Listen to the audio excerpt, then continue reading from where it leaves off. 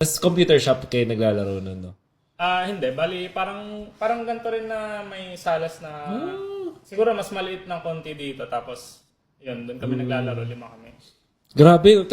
Sa Korean, di ba wala server doon? Mga time na yun. Nung time na yun, meron na. Bali, kakabukas lang ng Korean server. Ata.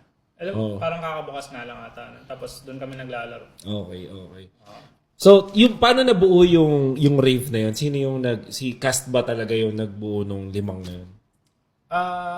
Oo, si Cas talaga yung pinaka nag-recruit ng players nun. Tapos, ang nangyari nun, kaming dalawa yung una ni Cas na Pinoy. Tapos, sunod na na-recruit namin si Rio. Oo. Tapos, sumunod na si Gio ata or si Ninja Boogie muna. Okay. Basta silang dalawa yung nahuli. Okay. Tapos yun na.